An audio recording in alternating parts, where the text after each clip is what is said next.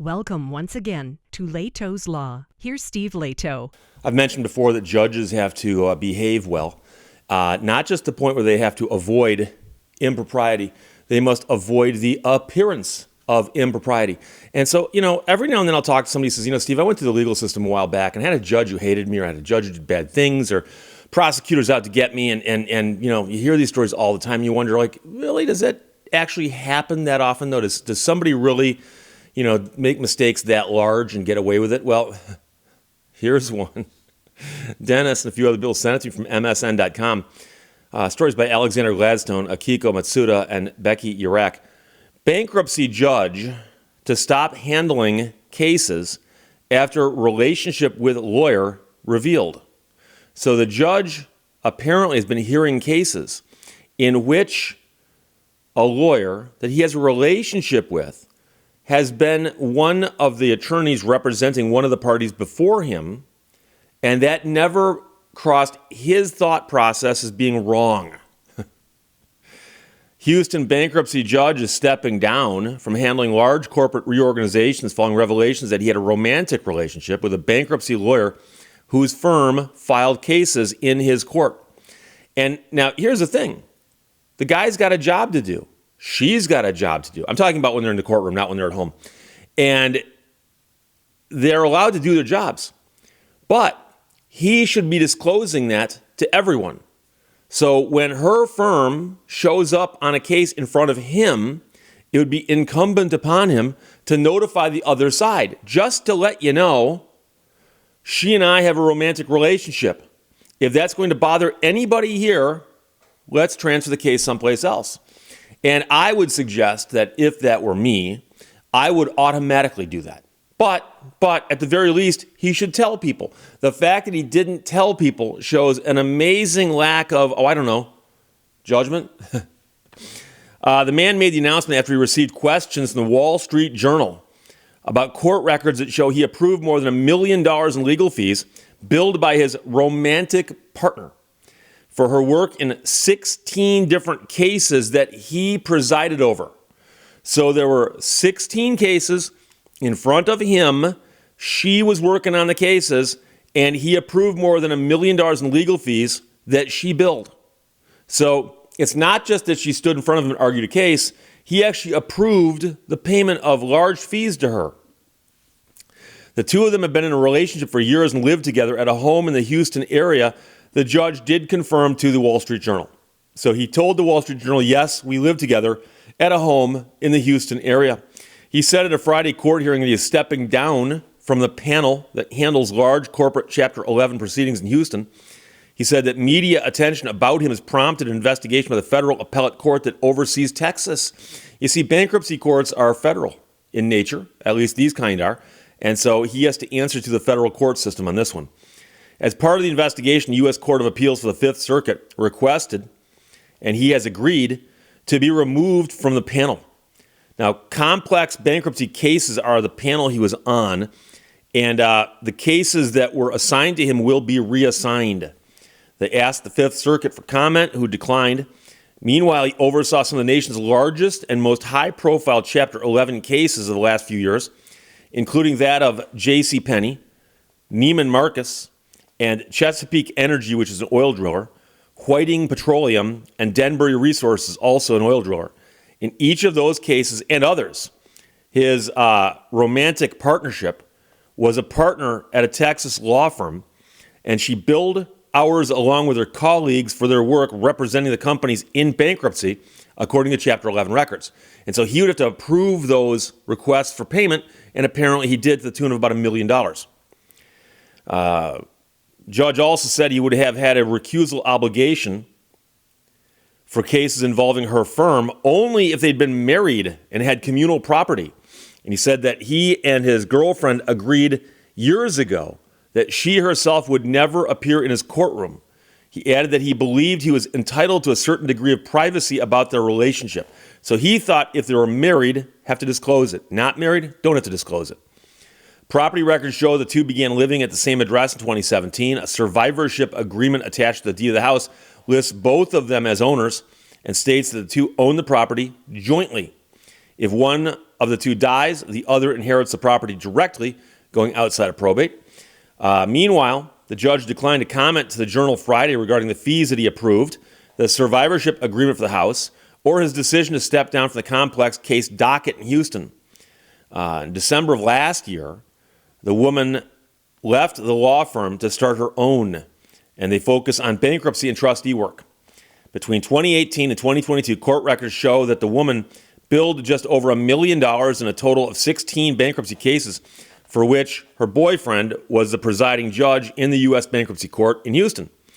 The law firm she worked with, including other partners, billed more than $6 million from those cases. She also worked in other cases in which a different Houston bankruptcy judge presided, but her boyfriend served as a mediator.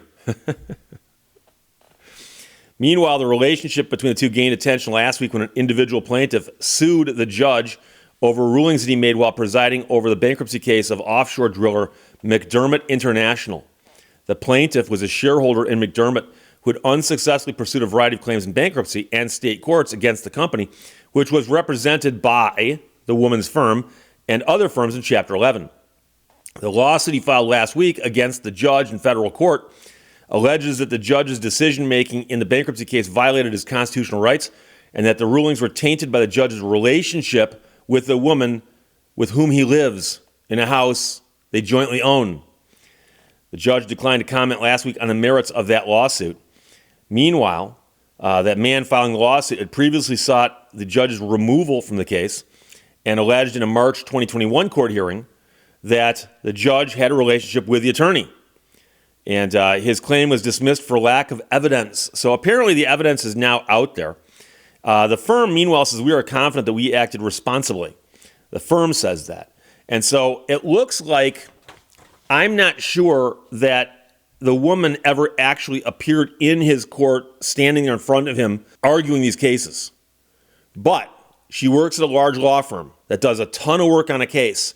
And the bills get submitted to the court, and they say, Your Honor, we're asking the court to approve these bills for the work we did on this case.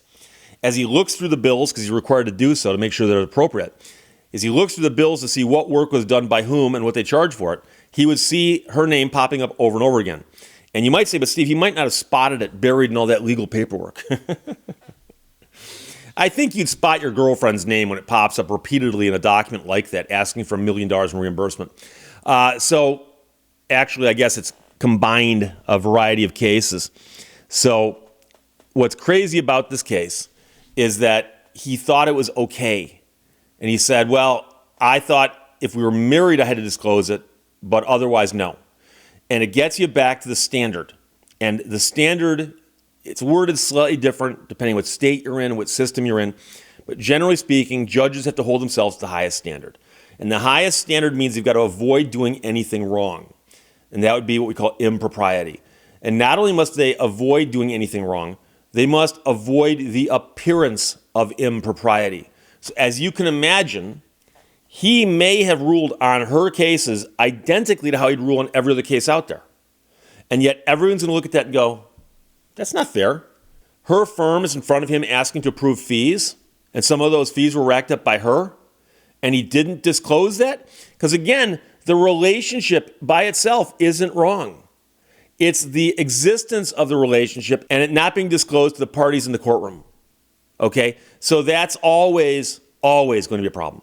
And so we've heard before of judges who have relationships with prosecutors, relationships with defense attorneys, relationships with other court personnel. And that type of stuff, although embarrassing, needs to be disclosed. Absolutely needs to be disclosed. You'll recall I did a video a while back about a judge in Michigan who wound up getting kicked off the bench, spent some time in jail because she was such a bad judge. And at one point in time, she had an affair, I believe it was, with the police officer who was the lead investigator in a murder case. And during the trial, they were, in the courtroom, she'd be up on the bench and he'd be sitting at the prosecution table. And then after hours, they were someplace else, but she didn't have a robe on anymore, and he probably didn't have his uniform on anymore. But that relationship would need to be disclosed, and it would probably be best if she'd reassigned that case. And so whenever a law firm filed an action in this court and it got assigned to this judge, he would have needed to notify all parties. By the way, I've got a relationship going with somebody at this firm here. But to avoid that, he could have just simply told the rest of the judges in that panel that I can't handle cases of this firm because I've got a relationship with a woman there. We live together. We're not married, but we live together. And that wouldn't look good, whether or not he can be fair. And that's the problem here. And by the way, some people might wonder why the appearance of impropriety, that's such a high standard to meet. And this is why. Because anytime people go to court and the court rules, either one side is ticked off or the other side is ticked off, or they're both ticked off. It almost never happens where both sides walk out of court with rainbows and puppy dogs and everyone's happy and hugging and, oh, this is a healing process. No. Everybody walks out of court ticked off, okay? So when you walk out of court and you're ticked off and the judge ruled against you, and you find out later that he had a relationship with an attorney from that firm that got the adverse ruling to you, oh, you're going to get real ticked off. And it doesn't matter if somebody, by the way, nobody can do this, but if somebody could show you, by the way, his ruling is exactly the same. Doesn't matter. That's what it looks like. And the courts want to avoid that. They don't want the courts to look like they're slanted, to look like they're playing favorites, to look like there's certain people who are always going to get a good shake from them. And that's what this looks like. So this should not have happened. The judge was completely wrong on this. And the real problem here is if somebody like J.C. Penney went through bankruptcy a few years ago, and now it's been disclosed that, oh, by the way, the judge had a relationship with an attorney on the firm representing J.C. Penney. Well, that horse has sailed a long time ago. What are you going to try to bring the cadaver back and try to revive it and redo the bankruptcy? So there might not be much of a remedy here, except for something that the courts can do to the judge. And the question is, will the judge be punished or sanctioned in any way for his behavior? And he should be. He absolutely should be. What that sanction should be, I'm not going to weigh in on that. But obviously, it can be anything from they can do nothing. They could tell him, hey, what you did is wrong. They could tell him publicly, hey, what you did is wrong. Or they could suspend him with pay. They could suspend him without pay. Or they could kick him off the bench entirely. But that process, because it's a federal court system, takes more work and also probably involves Congress, believe it or not. So that's a crazy story. But yeah, the judge had a relationship with an attorney at a firm that's in front of him a whole bunch of times. And he approved more than $1 million in legal fees that were billed by her. Okay? So he saw her name on the billing sheet and said, yes, I approve that. Up to the tune of $1 million over a bunch of cases. So there you go. We'll see what happens. Dennis, thanks for sending it. Bankruptcy Judge Jones to stop handling complex cases after a relationship with the lawyer revealed from MSN.com. Questions or comments, put them below. Let's talk to you later. Bye-bye. Thank you for watching Lehto's Law. It does not matter how slowly you go, so long as you do not stop.